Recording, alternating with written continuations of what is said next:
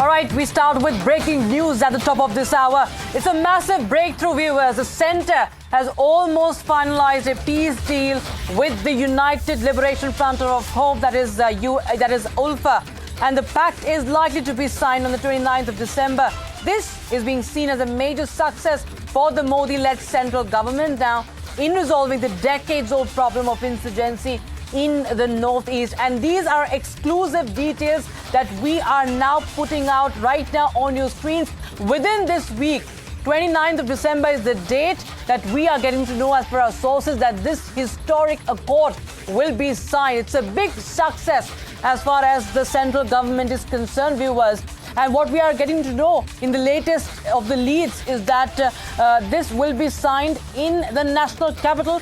Home Minister Amit Shah, along with the top Intelligence Bureau officials, will be present while this deal will be signed. So this is a big breakthrough after 12 years, viewers. This is a big breakthrough, and the deal is now going to be signed on the 29th of December. The Centre and the ULFA, United Liberation Front of Home, that is ULFA, this is the pact that is going to be signed. This was in the works for quite some time, but now, viewers, it is going to be a reality. This is a peace deal that is going to be signed this week in the national capital in the presence of Amit Shah, the Union Home Minister, and top IB officials.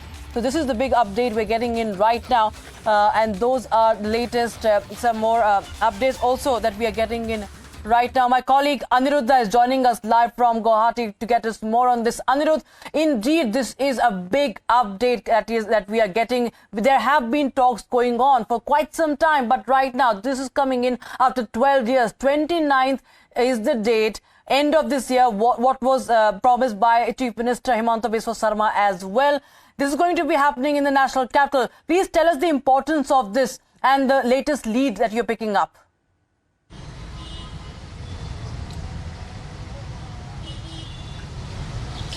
Yes, finally a 4-decade-long wait will come to an end on December 29th with signing of the peace accord between the government of India, the government of Assam, and the ULFA. This is the pro-talk faction of the ULFA, which is signing an accord with the government in order to ensure that a long-lasting peace prevails in the state of Assam. This is a major breakthrough as far as the talks which the ULFA is concerned. This talks has been on since 2011, and now after almost more than 13 years, this talks have finally concluded on a positive note, and we are getting to know that all the top leadership of the ULFA are now in New Delhi. They are engaging themselves with the top brass of the administration, the MHA, the IB, and other agencies involved in this process. And let me also tell you that it is going to be signed on the 29th, basically on the groundwork that was which had commenced in the year 2011 itself, and the ULFA at that point in time had submitted a 12-point charter of demand to the union government, and this 12-point charter of demand had several issues ranging from political solution to this conflict to the rights of the indigenous people, land rights particularly, and also on aspects like the illegal immigration that has been happening from the neighboring country of Bangladesh, and also on sealing of the Indo-Bangladesh border, rights of the indigenous people as far as jobs are concerned, rights of the indigenous people on natural resources, natural mines and minerals. These are all included in the 12-point charter of demand, which was submitted to the centre way back in 2011 itself. And based on this charter of demands, now the peace pact will be signed between the government and the ULFA on the 29th of December. Rakshita. Aniruddha, do we have the details? Do we have the details of the terms and agreements? We have some inputs on the developmental policies that were agreed upon during the negotiations. Do we have those details? Number one. And secondly, do we know the leaders, the names of the leaders who will be present in Delhi when this is signed on the 29th of this month?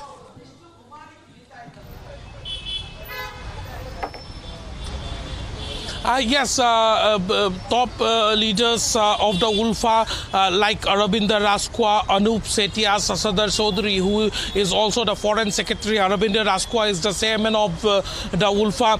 Then General Secretary Anup Setia. Anup Setia had been very instrumental in bringing these talks into a conclusive end as far as entire talks is concerned, because after deportation of Anup Setia from Bangladesh to India in the year 2016, the talks between the government of India and the ULFA had expedited, and a major chunk of credit for a successful end of these talks also goes to Anup Setia, and also other leaders like Sasadar Chaudhary, Sitravan Hazarika and others will be present very much in the signing of the pact in New Delhi on the 29th. And we are also getting to know that there will be 8 signatories from the ULFA who will be signing this accord with the government of India. And as far as Niranjan, your first question is concerned, the demands, the points on which this peace talks is ending include several key demands which they had raised on in the 12-point charter of demand that was placed before the central government. This also includes status of the missing ULFA leaders and cadres, and constitutional and political arrangement reforms, and protection of identity and material resources of local indigenous people. Apart from we have some reactions coming into the story, Aniruddha, we have a BJP MLA joining us live from Assam on the phone line right now. Diganta Kalita is joining us on the phone line. Mr. Kalita, can you hear me? Diganta Kalita ji, ये जो peace pact अभी finalize हुई है, peace pact 40 साल के बाद हो रहा है, और आपको क्या लगता है कि इससे असम को फायदा होगा? देखिए, हमारे लिए एक गौरवमय दिन होगा। ये आफ्टर 40 इयर्स ये जो टॉप अल्फा का जो ये एग्रीमेंट हो रहे हैं, हम लोग बहुत हैप्पी है इसमें। ये होने का बाद नया साल में नया दिन आ रहा है। असम का मुख्यमंत्री जी ने असम को डेवलप करने के लिए जो एक मन में जो लिया है, जो असम को आगे ले जाने के लिए, इसका एक स्टेप हम लोग आगे जाने का एक उम्मीद है। असम है, इसीलिए माननीय प्रधानमंत्री जी को भी धन्यवाद ज्ञापन करना चाहता हूँ, अमित शाह जी को भी धन्यवाद देना चाहता हूँ, और उन लोग को जितना इतना दिन परिश्रम करने के बाद उन लोग को एक फाइनल पोजीशन में उन लोग आया है। We are so happy.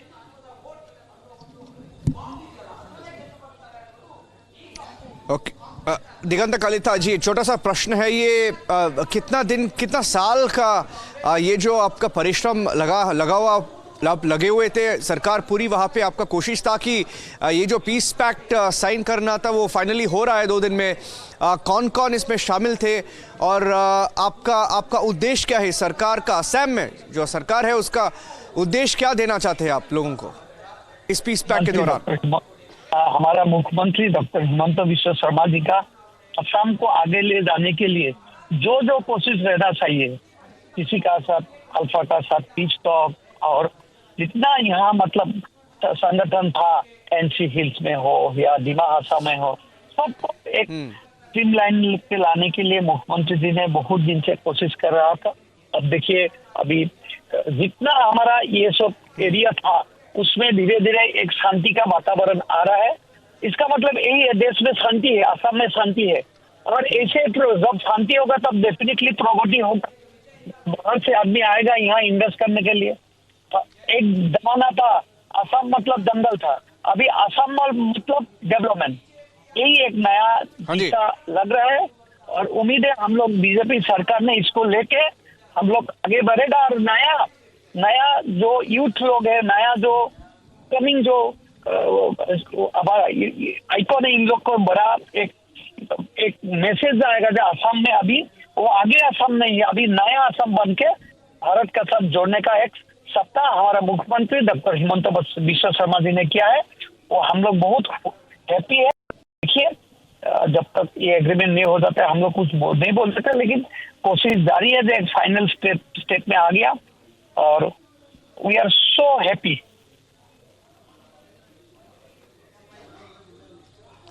Thank you हमारे साथ बातचीत करने के लिए दिगंता कलिता जी। Diganta Kalita and Assam MLA joining us on the big breaking story, the peace pact between the centre and ULFA after 4 decades, and that's happening on the 29th of December.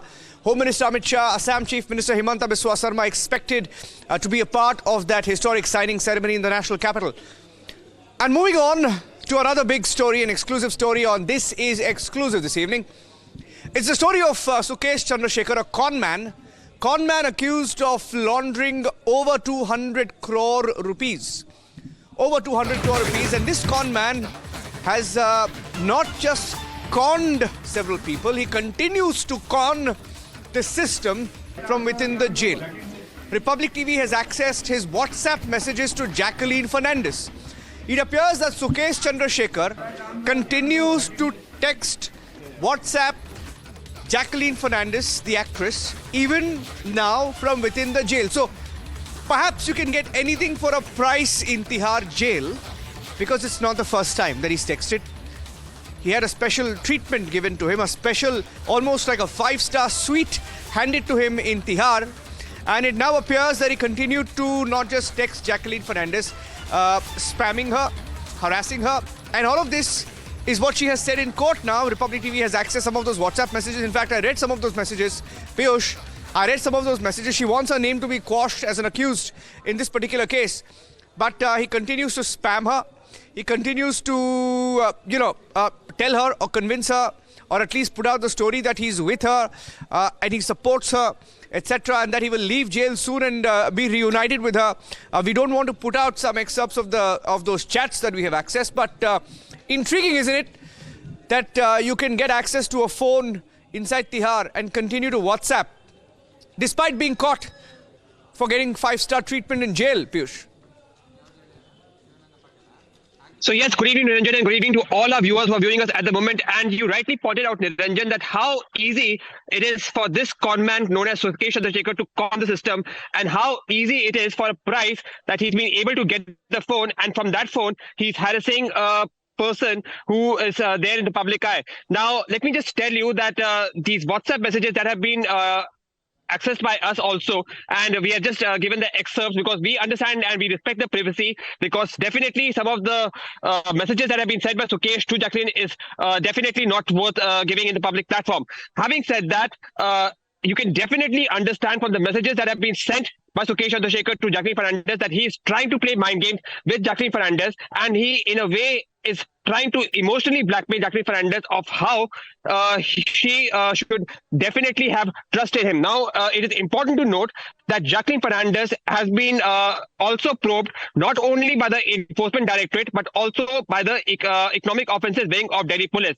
Now, Enforcement Directorate interestingly has made Jacqueline Fernandez as an accused, and thereby she and a legal team have requested a petition at Delhi High Court in which she has requested that her name should be quashed as far as the accused is concerned. And from the time she has gone to Delhi High Court, Sukesh Chandrasekhar became even more vehement as far his blackmailing is concerned. In fact, he also pointed out, he gave a letter to her that was given in public platform in which he said that he will try to bring out her name in this entire scam of them conning Aditi Singh, the wife of a prominent businessman who was duped.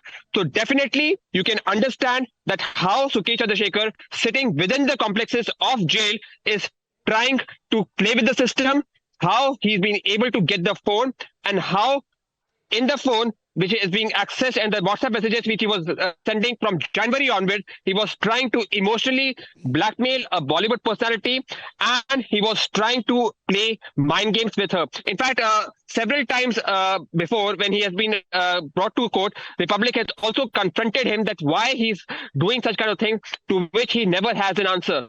And one thing is for sure, that whenever he comes next, he's going to be confronted again by the public, in which we are going to ask him the tough question of how he has got so much of audacity to play and con the system time and again. Back to the studio.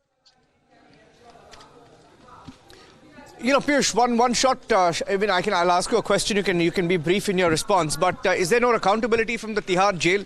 It's not the first time. You had several ministers from Delhi. You've had the politicians. You've had criminals. You've had murders taking place inside Tihar jail. So is it a country by itself with its own constitution inside Tihar jail that anybody can do anything? A con man who's been caught getting VVIP treatment continues to have access to a mobile phone and continues to harass people, send spam messages, and God knows what else he's doing from inside jail. How is it that the people in Tihar jail or the officials inside Tihar jail manage to go scot-free every time? Don't they come under the center? Niranjan, two important points. It may be possible that that Sukesh Chandrasekhar may not have sent these messages from Tihar jail, but instead he would have sent it through Mandoli jail, which is another prison in Delhi. And also, interestingly, Sukesh was shifted from Tihar jail to Mandoli jail because he had been conniving. It was found that he had been conniving with several officials, and in Tihar jail only he had duped the wife of a prominent businessman of rupees 200 crore. Reportedly. So you can understand that what was his connivance, what was his influence in Tihar jail, from where he was shifted from Tihar to Mandoli. But it seems that perhaps there is just no accountability of jail officials ranging from Tihar to even Mandoli, where reportedly these messages were sent by Sukesh to Jacqueline. And you rightly pointed out that for time and again, there have been several questions that have been raised on the conduct, on the professionalism of jail officials belonging not only in Tihar but also in Mandoli. Because mind you, it is important to note that not only this controversy, Sukesh has been involved in several controversies. So whether that be duping a wife of a businessman within the jail complex, using luxury items within the jail complex, conniving with officials and trying to do corruption within the jail complex. So all these things are issued within the jail complex by the Sukesh Chandrasekhar. And you rightly pointed out, accountability must and needs to be fixed. Back to the studio. Yeah. Thank you, Piyush, for joining us with the details of that breaking story. Some messages that were shared and is also now a part of the affidavit filed by Jacqueline Fernandez, the actor, in the case involving Sukesh Chandrasekhar. Now, whether you take her claims at face value or not, the messages are out there. It's in an affidavit. Moving on now to the story that was developing over the weekend when an Indian vessel was hit by a missile, and India has been over time to find out where that missile came from and who's responsible. This is more about MV Chem Pluto. MV Chem Pluto that was hit by a drone off India's western coast. The ship itself managed to reach, was brought to the Mumbai harbour. The Navy, after an inspection stating that the origin of the strike and the amount of explosive used could only be determined after further forensic and technical scrutiny. The Navy's explosive ordnance disposal team has also carried out a detailed inspection of the Liberian flag vessel upon its arrival at the Mumbai harbour. And the inspection took place 2 days after the ship was hit by a drone in the Arabian Sea while en route the Mangaluru port. Here's what Rajnath Singh, the defence minister, said while warning India's enemies and those who targeted this vessel.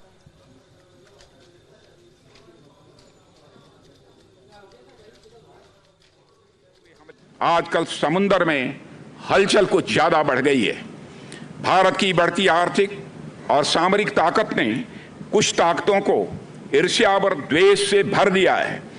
अरब सागर में हाल में हुए MV charm Pluto पर drone हमले और कुछ पहले लाल सागर में MV Sai Baba पर हुए हमले को भारत सरकार ने गंभीरतापूर्वक लिया है।